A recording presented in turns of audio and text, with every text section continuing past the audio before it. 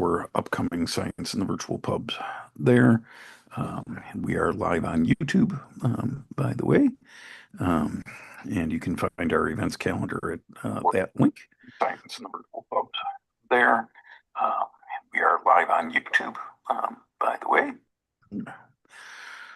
Mute Ingrid so that I'm not talking twice. So welcome to Science in the Virtual Pub for 2026. Tonight is our opening session with Jason Corwin. And like I said a couple of times, we'll get started around 7:05. And in honor of dry January, I am having a root beer float tonight. So I will pour that gradually. Hopefully not make a mess. And we'll see the slides for what's coming, including tonight, Together on the River of Life, a two-row approach to water protection with Jason Corwin, who is a clinical assistant professor at UB, as well as an enrolled member of the Seneca Nation. 3 weeks from tonight, because January has 5 Thursdays, we will have, let me back up. We'll have our Darwin Days event with Jessica Goodhart from the American Museum of Natural History, and I will have a title on that shortly. And it's my fault that I don't have it, because I thought I replied to all when I replied to the message that invited Jessica to speak, and I only replied to the sender of that. So I fixed that today after realizing I hadn't heard from her. But she is confirmed for Darwin Days, and look to the website for her title in the next several days. And in our second February event will be Dr. Ron Bonstetter and Dr. Dave Gosselin, who will talk about what happens when you bring brain science into the real world. And then we will have our rescheduled session with Dr. Suzanne Macy from the American Museum of Natural History on March 12th, talking about why we need to conserve biodiversity and improving our teaching will help. Then on March 26th, we'll have Allison Herman from Cornell University talking about youth and AI, and that's a working title. And then on Thursday, April 9th, we'll have Dr. Adrienne Lamb from the Binghamton University talking about Antarctica's view on extreme volcanism of the past. She is currently on a ship just outside of Antarctica. For the last few days, they have been stuck in the sea ice, but they got unstuck yesterday. So she is moving towards an island where she'll be doing the research she's talking about on April 9th. Then on April 23rd, we will have Dr. Peter Bardaglio talking about the Power for the People, Democracy, Renewable Energy, and Civic Action. That is our Earth Day event. And we will close out the season on May 14th. And at the Museum of the Earth currently, we have a temporary exhibit that'll be up for quite a while yet, and Marvelous Mollusks. And that's where you can find our webpage along with recordings of most previous sessions. And there's our Learning Earth newsletter, which you can subscribe to there. The next issue should be out in about a week.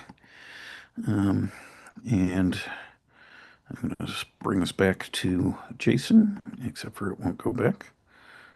It's not what's supposed to happen. Go back to autoplay. Hello. It's supposed to loop. I'll just click backwards if I can. There we go. I have a thing that says I can drag to move. There we go. All right, I'm just going to go ahead and introduce Jason and turn it over to him. So again, tonight's session is Together on the River of Life, a two-row approach to water protection with Jason Corwin. And I'm sorry that I can't pronounce that, but Jason is a clinical assistant professor at UB, and like I said, an enrolled member of the Seneca Nation. and I am going to stop screen sharing and hand it off to Jason. Take it away, Jason. All right. Thanks, Don, and thanks everybody for chance to share a little bit with all of you tonight. Did you make me a co-host? Am I able? 'Cause, You are able to yeah, I share. see. I've got the share button now. Okay, great.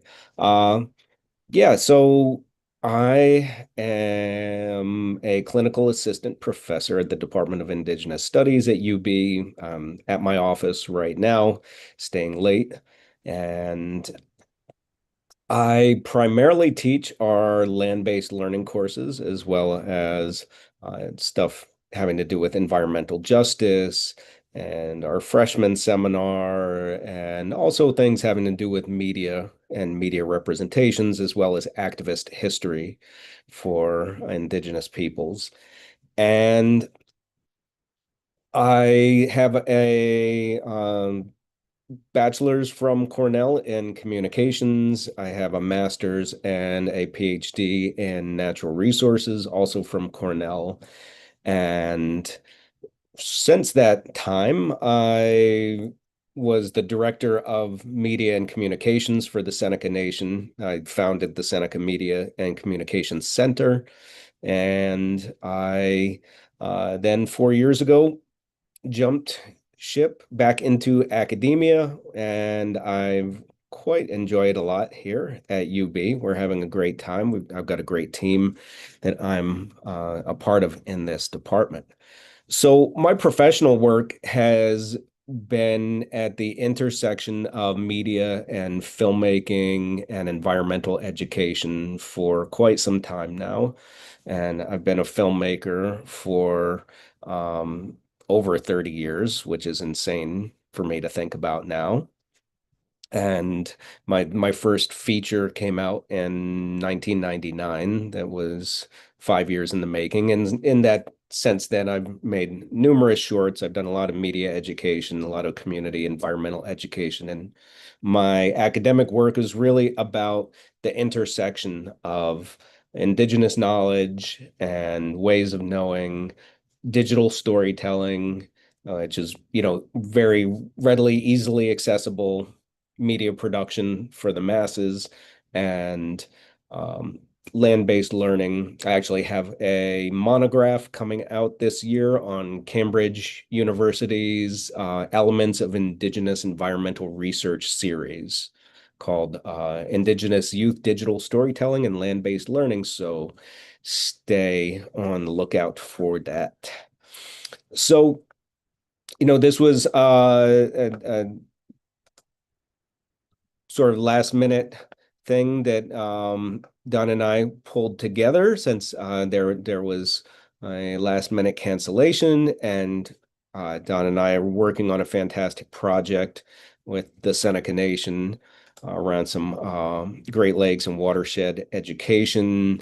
And we just happened to have a meeting last week. He said, "Hey, could you do this?" I said, "Well, as long as you guys are okay with it not being a super STEM heavy presentation, because with the first week of classes going on, I am not going to pull together a brand new PowerPoint. I'm going to have to do one that I just put together this past summer, and I shared it on the Discover Cayuga boat tour, which if for any of the ESF or Cornell people, if you've not checked that out, it is a fantastic organization, and they do these community boat trips on Wednesdays in the summertime with a lot of interesting speakers and presentations.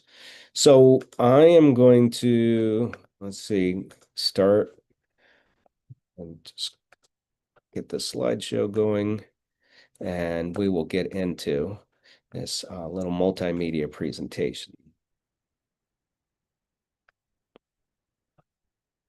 Okay.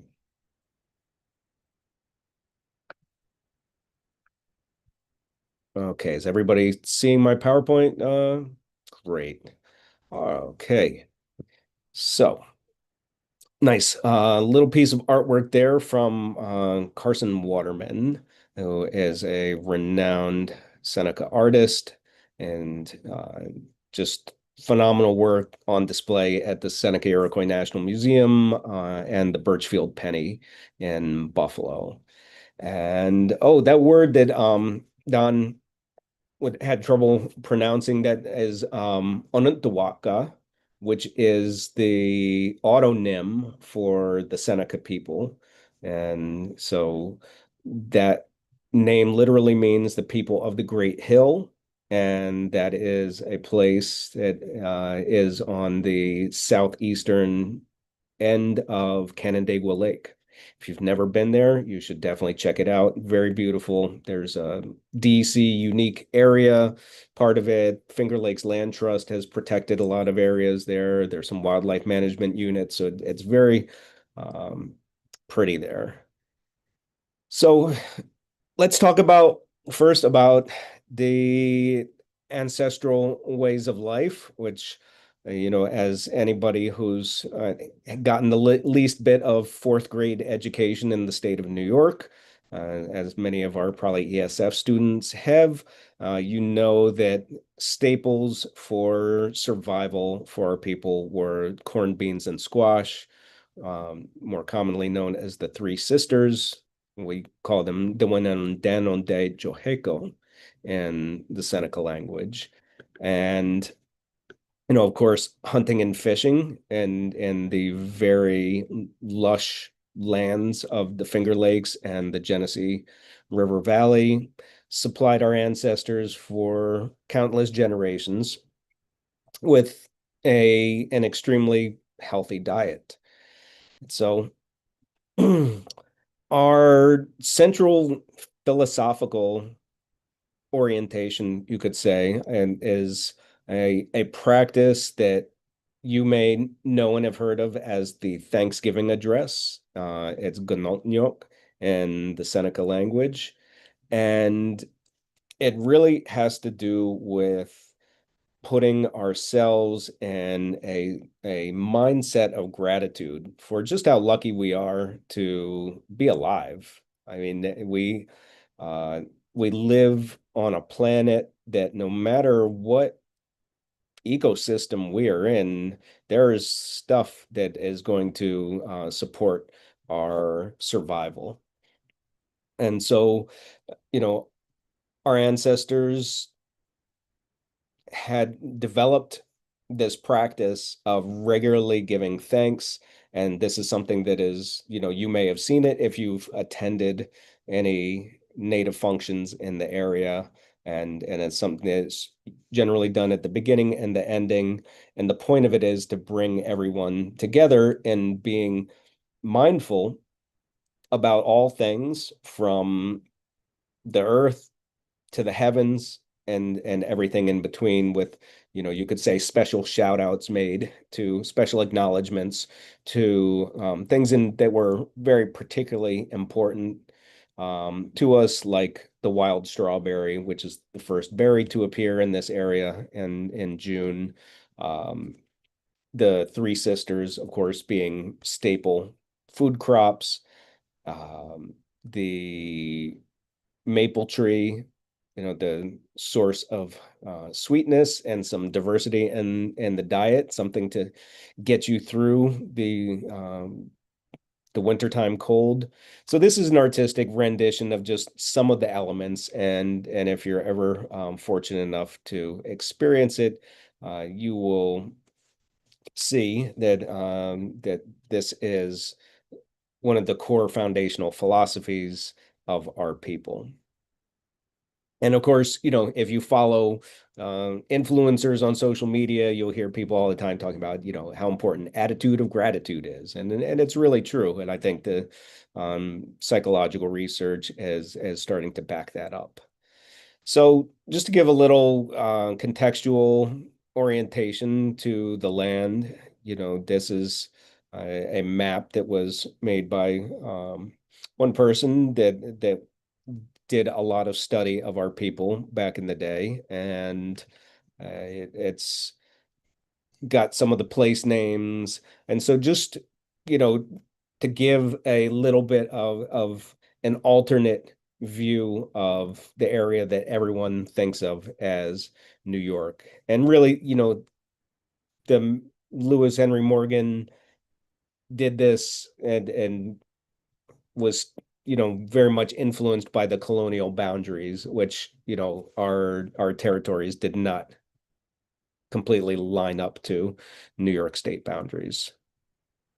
So here's what our lands look like nowadays for the most part. And we can see some of the various territories that are scattered about and that we're going to be talking about, some in particular in this presentation. So and this, does not reflect some of the much larger holdings of the Oneida Nation since in recent decades they've been acquiring land on the open market, and the same thing for the Cayuga Nation on the north end of Cayuga Lake. So that is not reflected. So the two-row wampum is something that um, was said to have been the first treaty between our people and Europeans, which at the time of 1613 was the Dutch, who had sailed up from the Atlantic Ocean up the Hudson River and to the Albany area and met the Onödowa'ga or Mohawk people. And so this the symbolism of this belt is that there are basically two paths side by side in a river, and one represents the path of indigenous peoples who boat in a canoe, and the other is the path of Europeans who had sailing ships and little dinghies for going ashore. And the the symbolism here is about sharing, is about respect for cultural differences, a lot of things that we could really still use in today's climate.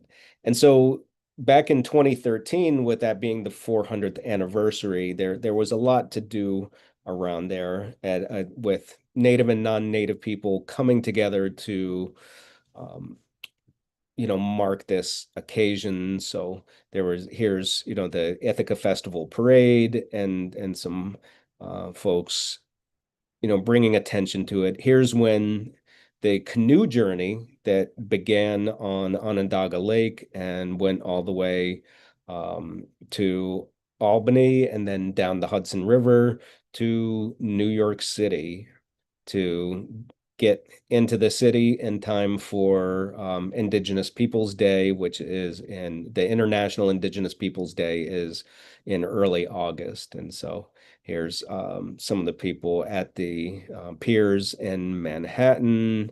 My sister organized the concert that took place there and the festivities when people got to the city.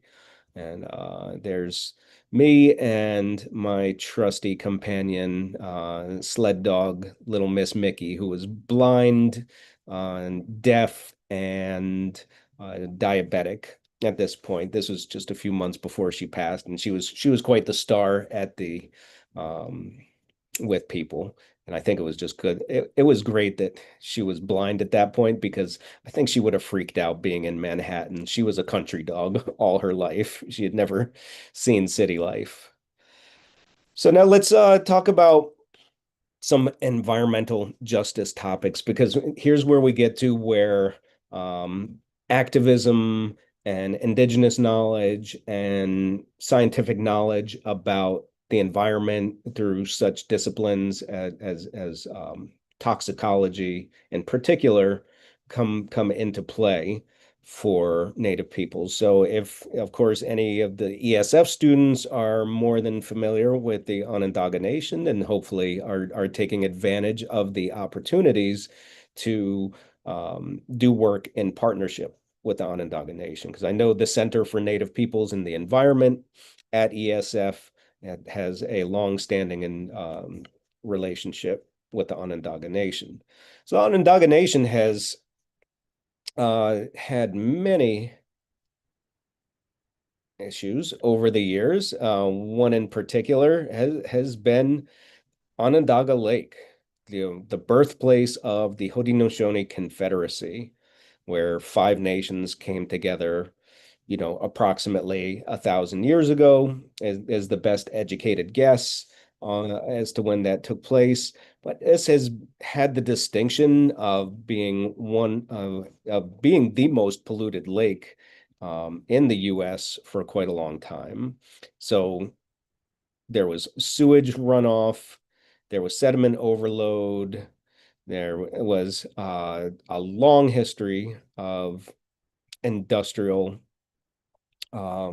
mining and processing from some corporations in the area, which led to some it needing severe remediation. I'll point out that it was never remediated to the level that the Onondaga Nation was requesting, but there has been some remediation, and we've seen the lake return to a better state of health and the return of eagles there and such.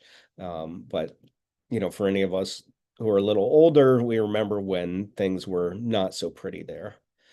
So one thing the Onondaga Nation sought to do to address both that and other environmental issues within its territory was to enact a land rights action. And so this little map here, we can see where the boundaries of the current Onondaga Nation territory was, as well as the general boundaries of historic Onondaga territory. So zooming in a little closer, we see that there are more than a few Superfund sites. And of course, there's the ones right around Onondaga Lake, but there's also plenty of others, just zooming right in the Syracuse metro area just to see just quite, 8 in Syracuse alone. And then on the outskirts, there's plenty more. So the Onondaga Nation leadership, along with the Neighbors of the Onondaga Nation, an organization whose acronym spells NOON, undertook a significant public relations campaign to aim to get a greater awareness of the environmental problems. So a lot of times within the legal confines of federal law, there's a lot of limitations on the redress that Native nations can put forth to right the wrongs of broken treaties and stolen lands. And so what the Onondaga Nation did was, rather than seek a full-on return of lands, which was something that the Cayuga and the Oneida Nations had done in their land claim lawsuits, and which generated quite a lot of controversy, they said, we want you to clean up the mess that you've made here and acknowledge that we're the original caretakers and the stewards. So, the Cayuga Nation has, for more than 2 decades, been seeking to return to its homelands around Cayuga Lake. And this was met with significant opposition. And for the area, there's a 64,000-acre horseshoe that was guaranteed to the Cayuga Nation in the Canandaigua Treaty of 1794, which was, authorized by the first president of the United States, George Washington. But the Cayuga, being a small nation, could not resist the onslaught of settlers into the area and left the area. And it was only in the late 20th century that started to make intents to reclaim some of that land, buy some of the land back from willing sellers, but it resulted in quite a lot of opposition at the time. And for anyone in the area, sadly, what has taken place is that there has been a very divisive internal political turmoil, and with the federal government acknowledging a person who had actually been removed from their authority by their clan mother and is currently the recognized leader there. So if you're from the area, you've seen it in the news, I'm sure, and I'm not going to go into big detail, but justice. We're talking about justice. We're talking about access to water. The whole horseshoe is right there at the north end of the lake. And it's a very ecologically rich area. The Montezuma National Wildlife Refuge is there, and so really by legal rights, that land should all belong to the Cayuga Nation. So how about the Mohawk Nation? Getting a little deeper into toxicology, this community is quite well known for, unfortunately, infamous for the amount of toxic exposure that the citizens of the nation have had to deal with for years due to aluminum plants and auto manufacturing plants just off their territory. And so there's been a number of studies, some really key public health studies, and that were initiated by uh, Mohawk activists and scientists, and still to this day, the Mohawk Nation maintains a very robust environmental program. So, if you're interested in toxicology, here are just some of the many studies that have been done over the years for the very serious and pervasive impacts. Because here's, taking a look at the boundaries of the territory, which straddles the U.S.-Canadian border along the St. Lawrence River. You could see how close General Motors, paper mill, Reynolds, which made aluminum, it's right there. And so, in the spirit of the two-row, there were uh, non-Indigenous researchers from SUNY Albany who partnered with community activists and community scholars to get some of these very important studies done that proved just how significant these things were, and that helped to drive some awareness of how it was moving through, particularly through mother's breast milk into babies, which was very scary once people realized what was taking place. So, another nation very much impacted by industrial development is the Tuscarora Nation. And these are pictures from this picture from the 1960s. And, everyone likes to tout how much clean energy is in the portfolio of the energy generated in New York State, that it's low climate impact because of the Niagara Falls generating station. What doesn't get mentioned was how the reservoir that was created to, in the process, flooded out a good portion of their territory.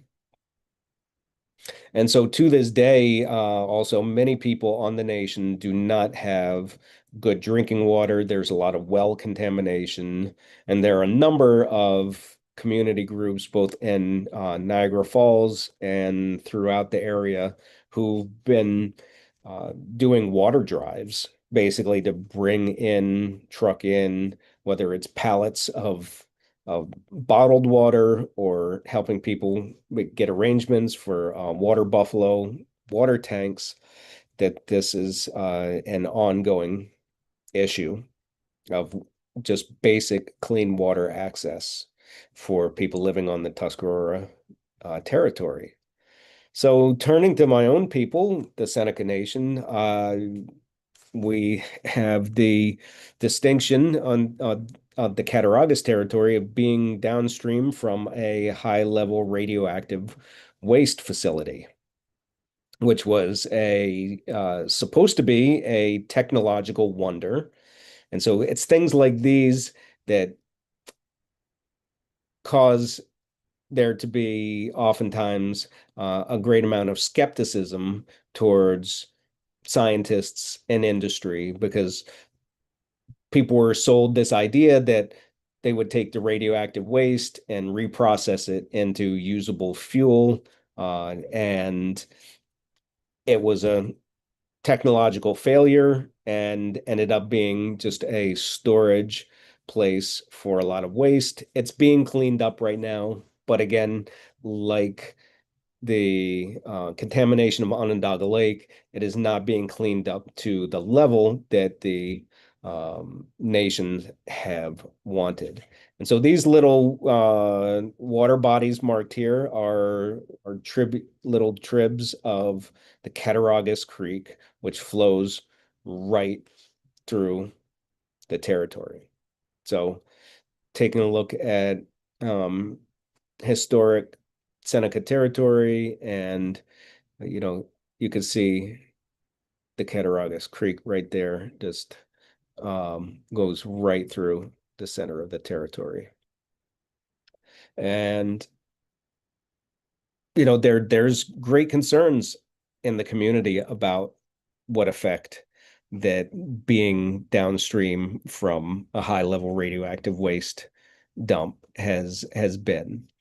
So here's something that I just want to point out about land land stewardship and management. So um, these are some of the larger concentrations of where our people lived, and in the 1700s and into the early 1800s, a whole string of reservations that were guaranteed by the Canandaigua Treaty along the Genesee River.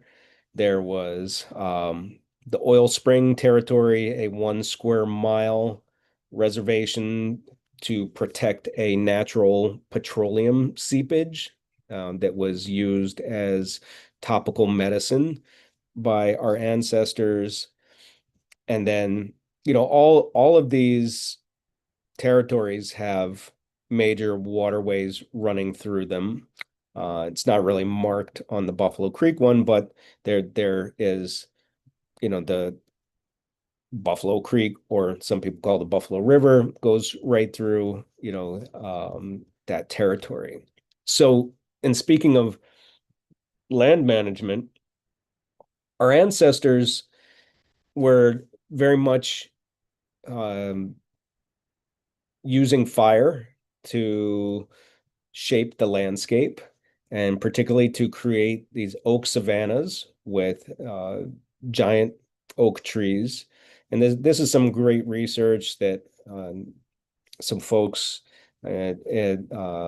both at UB and at SUNY Geneseo have done, showing where some of these original oak savannas were. And, if you look back and forth, you can see just how much they map to where the highest concentrations of our ancestors were living. So, and just make sure we stay on time. So in talking about water, and I pointed out what happened to the Tuscarora Nation with the construction of the Niagara Falls generating station. Something similar happened to people on the Allegheny territory of the Seneca Nation, where a dam that was supposedly being built for flood protection, but was really a money play for more hydroelectric generation, happened. So I'm going to just show a little short trailer to a movie about it.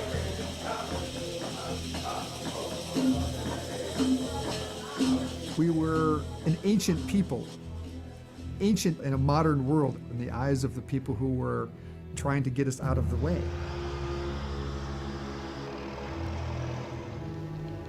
I didn't know who to be angry at, because it wasn't an individual that hurt me. It was a government. And we're dealing with some powerful people that wanted to see us go. To sell the dam to the residents, they said it was for flood control. And that's how they sold it to the American people, too. When President Kennedy comes and says, there's a treaty and I'll protect the Senecas. All that time he was talking to the governor of Pennsylvania and making a deal for the Kinzu Dam. Can you point fingers at who betrayed us? We'd have to have 1,000 hands with 2,000 fingers to point at the ones who betrayed us. My recollection that this matter has been tested in the court, has it not? Yes, the Supreme Court has upheld it. Well, I'm not, I have no plans to interfere with that action.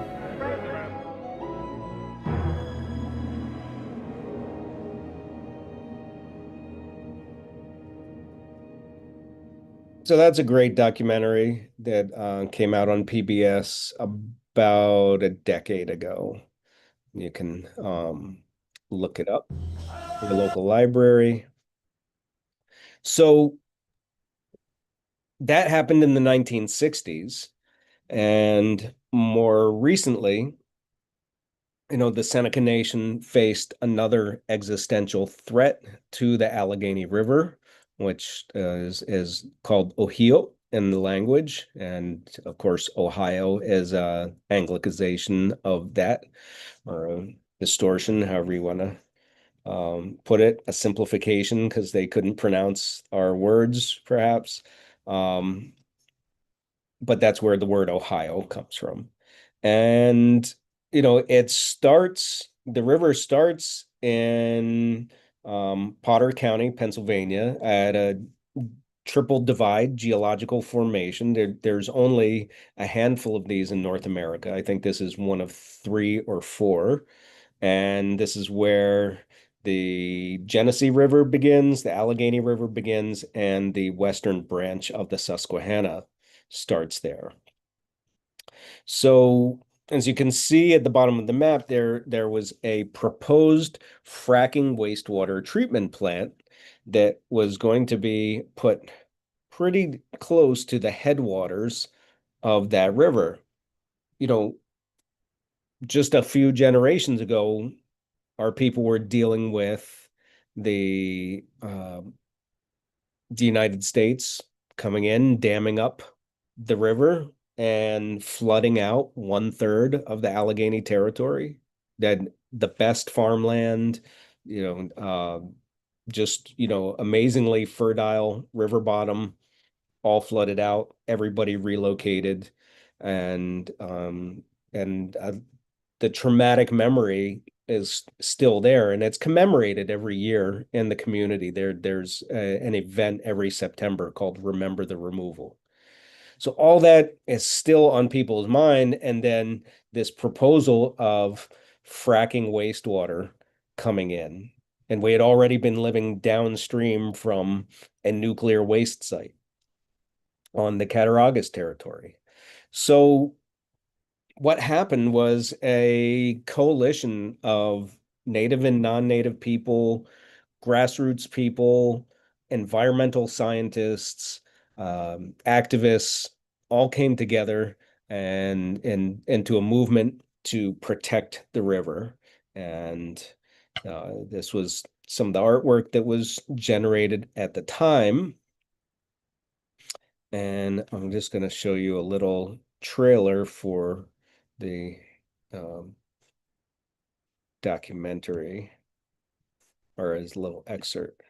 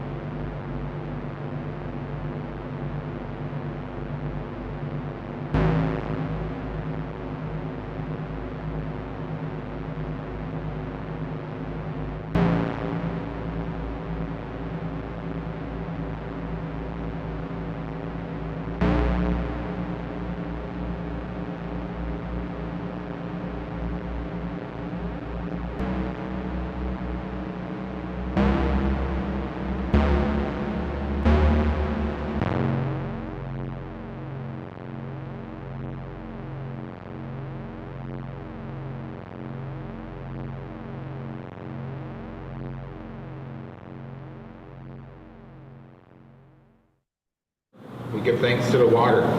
Water is life. Please don't experiment with our clean water source. Protect our mother, the earth. When you pollute this water, Cleanest waters I've ever studied. You're letting somebody take it for $1? Our water bubbles. Be on the right side of history. we don't want to see this pollution. Calling for the occur. vote. Roll call. Aye. Aye. Aye.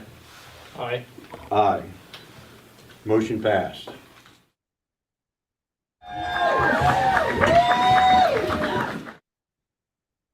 So you can go to YouTube and see that full 19-minute documentary. And what was, really powerful about that moment was just how many people came together from all over the region.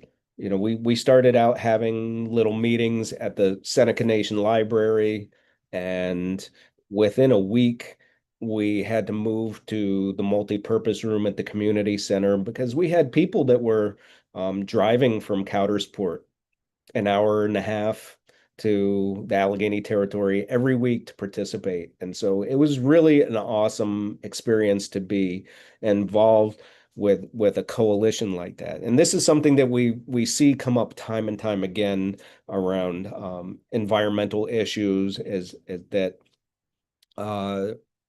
rural non-native people and native people who are being threatened by development coming together in coalition and bringing whatever skills they have to the table to do this and try to make action to protect the water and the land. And nowhere was that more apparent than at Standing Rock.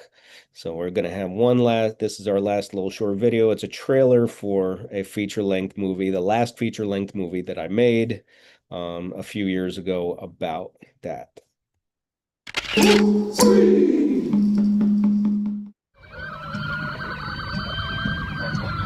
you do not comply, you will be arrested for violations of North Dakota laws. I'm here because I'm worried about my grandchildren and future grandkids, and about the water, and that the water is sacred. I like to say, my relatives, that we are the protectors. That Maniwichoni, the water of life, we are the protectors. That's our very first medicine here. It's unbelievable. It's just like our ancestors, when like in Wounded Knee or the Battle of Little Bighorn, that's what it reminds me of, where they have to fight against, guns. And Stay back, do not come towards the we're not armed or anything. Within our camp here, you talk to any young person there, and they're like, "This is home for me. I'm staying." However long it takes, I don't know what's good, what the future holds, but this is where I belong. So there's a whole lot of young people who are empowered because we have a chance to be who we were meant to be. It's one thing to view it on Facebook and social media. It's a whole nother thing to feel the vibe here. And I think that this thing that we did with renewable energy, it's going to inspire a lot of people here, because there's a lot of kids here too. impact of what happened here is definitely going to travel back to the places that, all the camp and the protectors came from. No Keystone! This is why we are here. We are standing in solidarity with Standing Rock. Yeah. We are standing in solidarity for No NAPA, Northern Access Pipeline. Yeah! Let's keep the message going. It doesn't stop here. Yeah!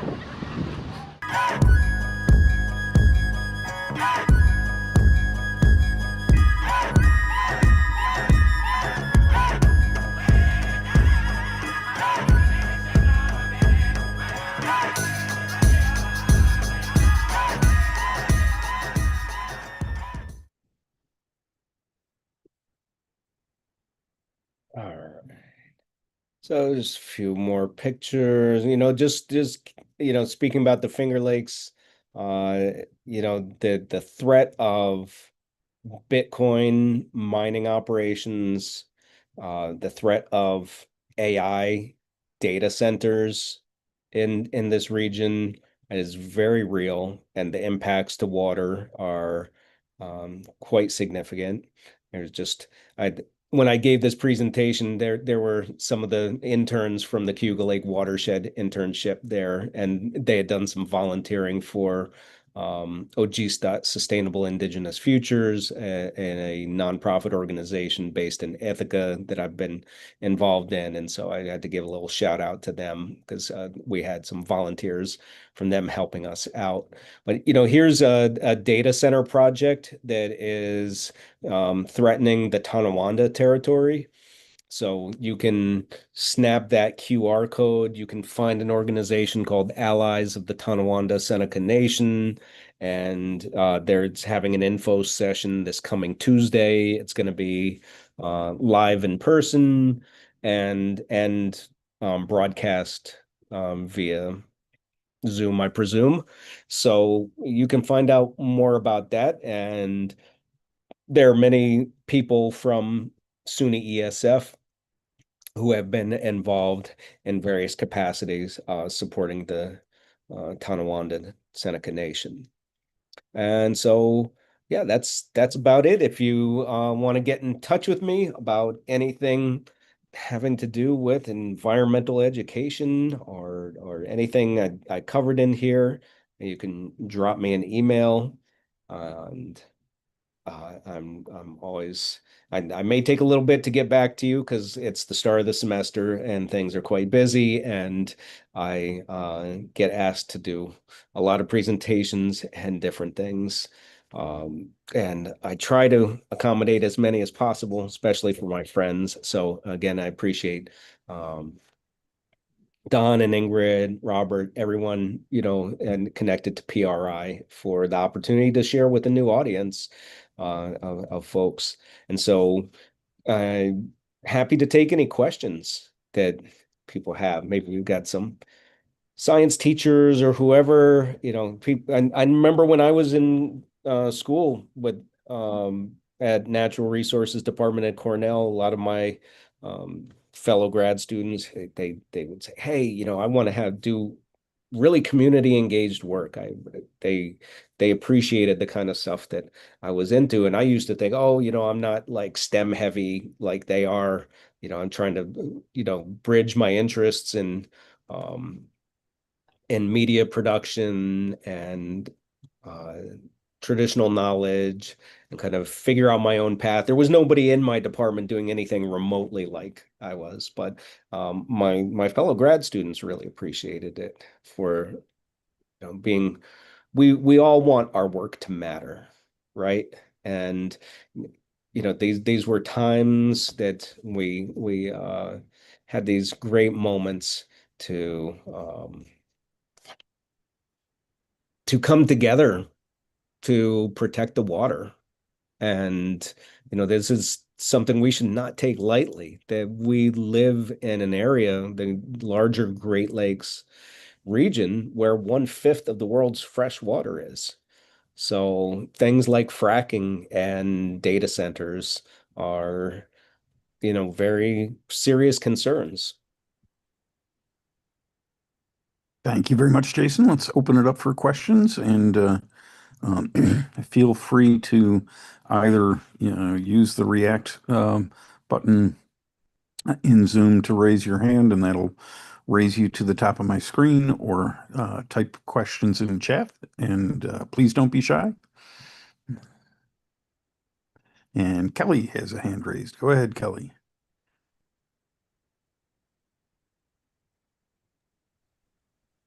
Okay, hi. Hey, Kelly. How's it going? Gosh, I'm glad I remembered this was happening tonight because I just called Don in a panic last Friday, the day after I saw you, I think. Being told I had just been told on Friday that I am going to be teaching our environmental science course starting 3 days from now.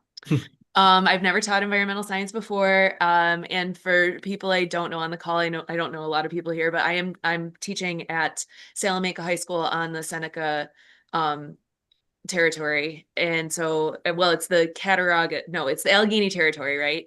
Yep. On the Seneca Nation. And I have so many things I want to teach them, but I am so I'm scrambling for ideas right now, but that's my problem. I wanted to ask you though, not to come in and talk because I know you're busy, but that's the first thing I want to ask you. But I want to ask like some of the things you've shared. I would like to teach within the first like week of the course, but I am not myself native, and I am worried about like crossing a line of like using your words and like Seneca teachings when I am not that person. And so can you help me like Yeah. navigate that? I think a very sensible way to do that is to use short videos. I'm a big advocate, as you can see from my presentation, of doing multimedia education. And when I teach in the classroom here at UB, I'm often peppering my lectures with short videos and YouTubes. And so there's if you go on the Seneca Media and Communication Center's YouTube channel, you'll find that there are a number of playlists, and some of them are very environmentally focused playlists. So you'll find an assortment of both some of these videos that I shared today, but a whole bunch more, and that can just be used as jump off points for discussion. And maybe some of the kids in the classroom will be like, oh, hey, there's my uncle or my cousin, he works for the conservation department or the environmental protection department of the nation, and it can provide an access, and you can just say, hey, I'm new to the community here, but I care about this, and so here's some of the resources. I would talk to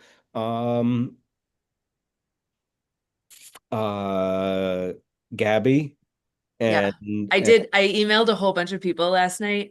Gabby's one of them. And then Shane Titus. Oh yeah. And I think I even saw Tammy Watt, I think might be someone that yeah, there's a whole bunch of people just being like, I'm teaching this course and we'd love to come visit you or have you come visit us. So yes, I guess I did ask Gabby if she would come in and do like kind of a connection of like how we're connected to nature and how the Seneca view that. But Longhouse is going on, and they aren't even going to revisit my request until February 2nd. Yeah, it's a busy time now for the next 10 days or so. So yeah, I would a lot of any of the Longhouse kids are gonna not even be in school. Right.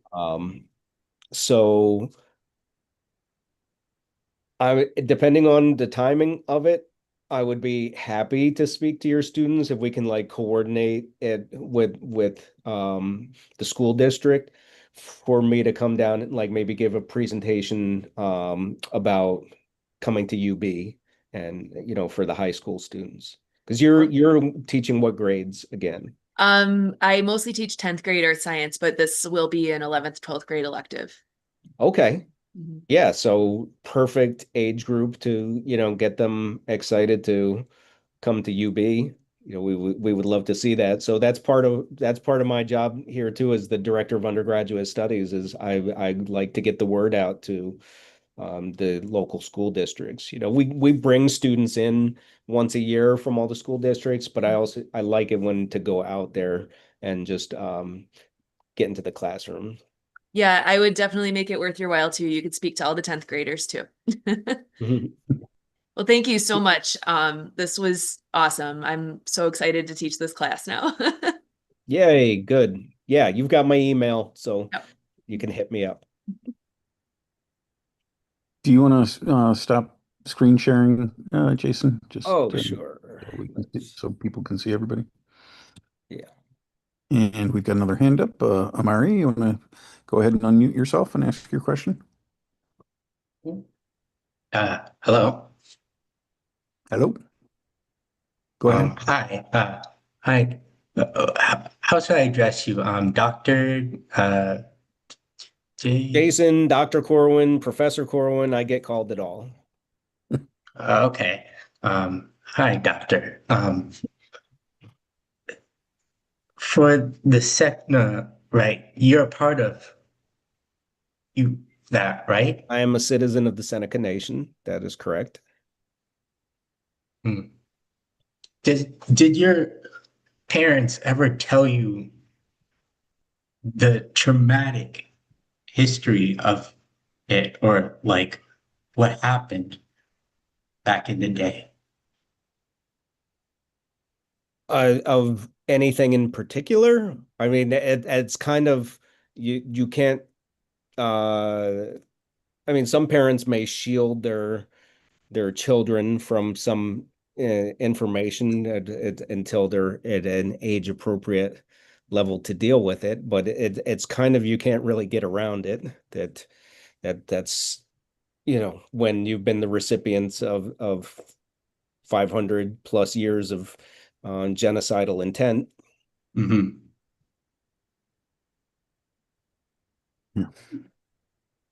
Yeah. But specifically about the radiation. Yeah, well, that's something that is just sort of, that's just like common community knowledge at this point. And so I mean, my deeper knowledge of it came through my own studies. Just as a concerned citizen of the nation. And when I worked for the nation, I was part of our watershed resources working group, where we were very much actively involved in tracking all the things that had impact to the nation. Are you in the area? Do you live near one of the territories? No, I live in New York City. Okay. I live in a small town in Queens, Jamaica, New York. Mm-hmm.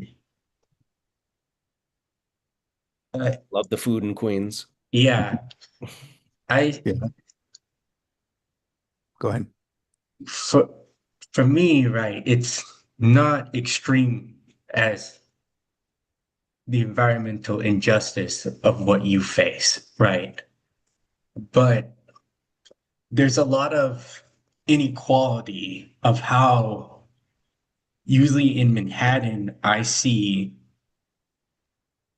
certain environmental factors of quality of air, trash, that in my neighborhood, it's not that good.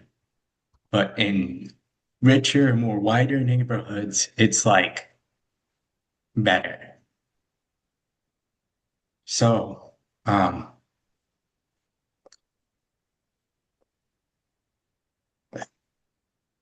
it's frustrating, Of course, injustice for anybody with and semblance of a conscience is at the minimum bothersome, and at the maximum, absolutely infuriating. And I hear you about there's a lot of environmental justice issues and inequities in urban areas, and they're quite, whether it's around air quality or soil contamination or the lack of green spaces to Yeah. mitigate, the heat that's going to be generated during major climate change, events and extreme weather. That those are all major urban area issues. So I was one of the co-authors of the NYSERDA climate change report that came out about a year and a half or year, yeah, about a year and a half ago, and you can find it online. And there's sections about environmental justice, because we were given a specific mandate to make sure that environmental justice concerns were incorporated into that climate assessment. And so that was one of the things that I paid particular attention to. And there is quite a bit about the urban space in New York City and other places, Buffalo, Syracuse, Albany. So I'd encourage you to check that out. And there's a whole lot of Yeah. literature about environmental justice, from its beginnings in the South, in that whole Cancer Alley around Louisiana, places like that, the dumps and PCB laden dumps in South Carolina.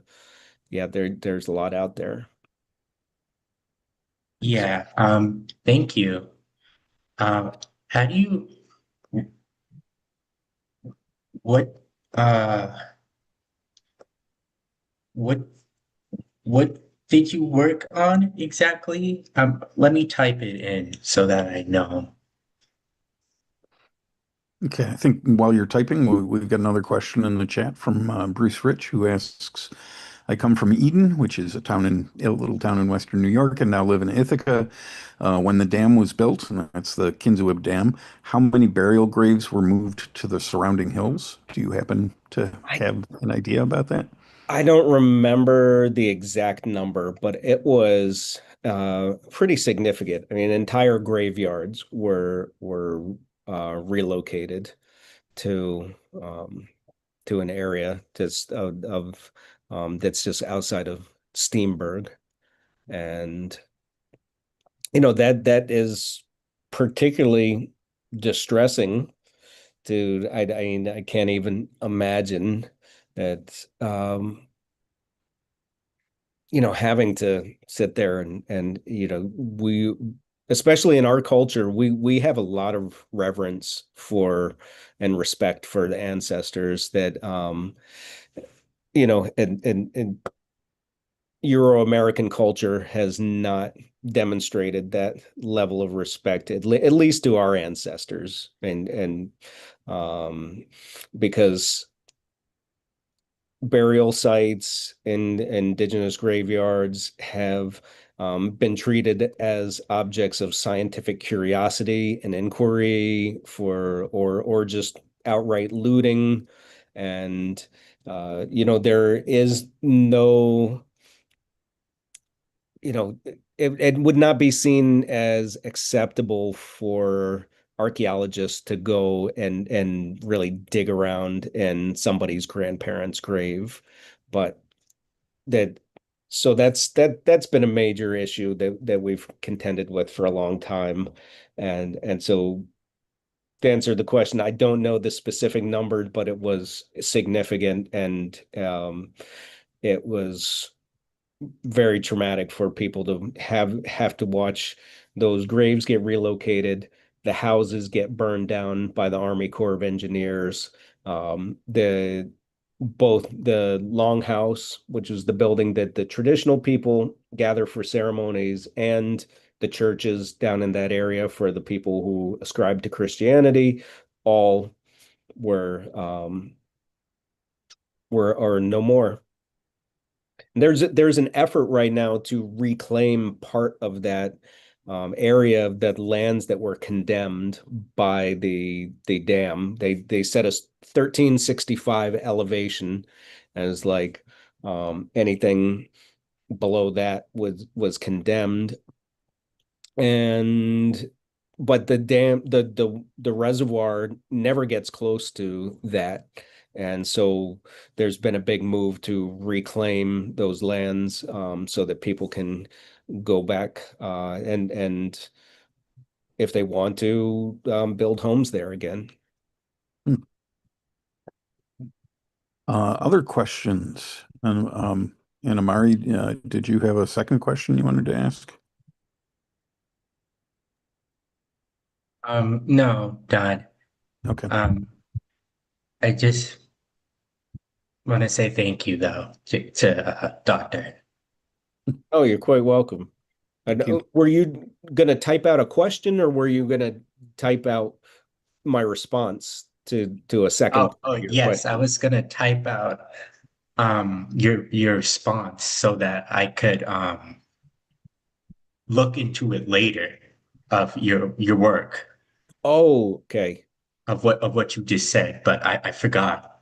Okay, so it's the NYSERDA, NYSERDA. I forget the official title, but it's the most recent climate assessment. NYSERDA, NYC. Yeah, New York State Energy Research Development Authority, maybe.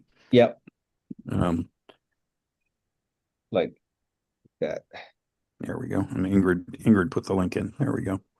Oh, great. Awesome. Yes. Thank you so much. Absolutely. Other questions?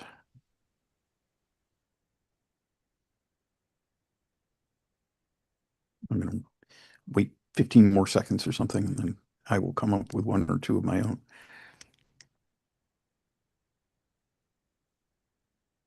So I'll ask one sort of for my daughter, who is about to graduate from SUNY Purchase with a sculpture major and a television minor.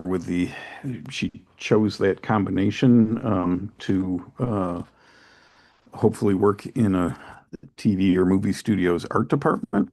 But she is also president of the Student Government Association there now, and is wondering about how to sort of combine her, I will say, very liberal political agenda with making TV and movie kinds of things. Do you have any sort of general advice that I can pass along to her? Oh, well, she's lucky, and that the time that we're living in right now, we have such an access to media technology that's when I first started in film and video in the mid 90s, we were still editing linearly. Like we were literally, had two VCRs running through a thing that could make titles and do some very primitive effects.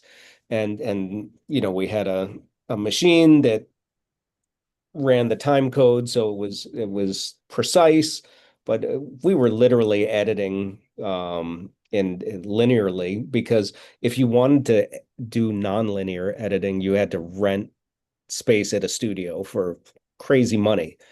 1998, the digital video came out. The very first consumer digital video cameras, as well as professional ones, came out. And then you had the ability to edit on a home computer. Now we have the ability to get 4K or greater video footage and do editing right on an app in our phones. Right. So I would encourage your daughter to, if she is not finding within her day job the things that are satisfying that creative urge, that she can just lean into becoming her own content creator. And we see that now, that's our social media feeds are filled with people who are content creators. Some stink and some are quite clever and with high production values. And so I think that the technology has created opportunity for voices that get shut out of the mainstream media, and especially now in light of Corporation for Public Broadcasting going under, and the general climate of censorship on social media, and the kind of tech oligarchs and right-wing techno-fascists who are trying to lay control over the digital landscape. It's more important than ever that critical voices be heard. So that's great for your daughter to be in that area. And so tell her if she gets discouraged by, whatever TV station she's at, because they're a little staid, or they're just like, oh, we don't do that. She could do it for herself, and maybe she'll get a huge YouTube following, and she can monetize it and quit her day job and make more money as an independent creator. Sounds good. Thanks. I will pass it along. And I see Carla has turned on her camera. Is that because she's going to ask a question? It is. I'm still trying to figure out where the raise hand function is, because I'm on my iPad and it's in a different space. So sorry. So I don't want this to be a loaded question, Jason, but I'm kind of outside the group. I'm in Arizona, where there are a lot of native populations and folks, and water is a huge issue. And social justice is obviously a huge issue. And in this current climate, what can we do as educators to help bring those stories? It's not in Arizona's curriculum widely what the Navajo have experienced, what the Hopi have experienced, what Native cultures are going through on their land. But the power of these short little videos, I think, is amazing. And I don't know if there's a network, if there's a way to sort of get into those classrooms, help educators. I do professional development and educational research, and I just am always looking for ways to get those stories into classrooms. So, loaded question, sorry. Yeah, it's it really depends on how much flexibility and individuals have within a given school district, and there's so much within American public education has had the clamp put on about any sort of critical discussion of anything. It already was so bad when it comes to Indigenous people and issues. Like, it's either completely invisible and non-existent, or extremely inaccurate for the most part. And so, for anyone doing social studies or earth sciences, there's plenty of ways topically to plug in, when dealing with, say, just doing a case study on the Peabody coal mine, which at the time of its existence was the world's largest open strip mine. And it was massive. I was there, 25 years ago, and that the scale of it was unreal. And, the fact that in this, high desert ecosystem, where people have to travel to springs and, fill up water containers so that they can take care of their livestock. So that most of the people, living out on the land, or livestock herders for the Dene people, or the Navajos in that region of the coal mine. And yet this coal mine was being allowed to suck up, however many millions of gallons per day to have a coal slurry to move the coal to power plants. So it was absolutely insane. So, I think finding just topics like that, air quality from power plants, the Mojave generating station and places like that, there's plenty of material out there from the grassroots activist groups to probably, toxicology scientists and ecologists. Thank you. Other questions or comments?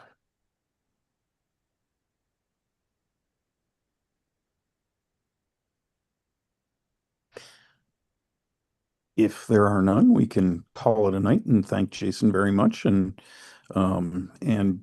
we meet the second and fourth Thursdays of the month. January has 5 Thursdays this year, so it'll be 3 weeks before our next session for Darwin Days. Excuse me. Yes, go ahead. Well, I asked about the email with Dr. Corwin by tal with him. Yes, he gave you the thumbs Did you up, write so- it down when I had it up on the slide? Here, I'll put it into the chat. Thanks. So if that's something, very academic related, that I will communicate on that email. I'm going to give you my personal email account as well. If it's something that's, less academic and more maybe of an activist nature, I kept my Cornell email after graduation since it had been my primary email for the 15 years I was undergrad, staff, and grad school. So that's now my personal email. Awesome. And thanks again so much. If there are other questions, we can take them. This has been live streamed on YouTube. It'll be on our YouTube channel instantly. It's priweb.org/YouTube. And it'll be linked from the description on the Science in the Virtual Pub events page in the next few days. And if there aren't any other questions, we'll say thank you. And one more raised hand. Margaret, go ahead. Unmute yourself and speak away. Just first, there's the Seneca Nation's Thanksgiving address in my kitchen. But I am in the process of editing a Quaker piece on water, and we're using the expression water is life, and we know it originated among First Nations on this continent. And I'm assuming, I've seen different words from different nations with different languages, and I just didn't know, we weren't sure which, should we list several just as examples of how this is common across North America, or just if you have suggestions on how to acknowledge that expression as a gift from the people of Turtle Island to people who came here later. Yeah, well, that it became most popularized during the No Dakota Access Pipeline movement at Standing Rock. Yeah, and so the phrase we were using it in fracking before that. Yep. Yeah, there people had definitely been using it as a slogan. But these, until Standing Rock happened, these were often very little localized issues that so this phrase Mini-Wachoni, that's water is life in the Lakota language, so that became the rallying cry of the No Dakota Access Pipeline movement, was Mini-Wachoni, water is life. You would hear people chanting that over and over again, and so that's when it really spread as a phrase to much wider knowledge. Okay. But when you have said water is life and Yahweh, is that Seneca water is life, or was that? Oh no, I was just saying that Nyawa is just thank you. That I Okay. didn't That's what I write thought. out. Okay. Yeah, Okay. yeah, Great. Okay. Well, we'll yeah, honor yeah. that. In Seneca, it would be a longer phrase. It would be like Oneganos, Nangan, Joheko. Yeah. Would be more like water is our life sustainer. Yeah. Yeah. I have run into some of those Haudenosaunee words that go on and on and on. Yeah, it's what a linguist call it, a poly something. You know, the words are like basically sentences. Right. Yeah. Okay. Well, good to see you, Jason, and thank you. Yeah, good to see you too. So my Thanks. Ithaca connects here. That's great. All right. Any other questions? All right. Well, thank you again so much, Jason. I really enjoyed it, and I think the crowd did too. Good discussion. Yeah, thank you all. And I think we'll call it a night. Excellent. Okay. Thank you, Jason. Yes. Night. Thank you all. Have a good night. Stay safe and warm, everybody. Yeah.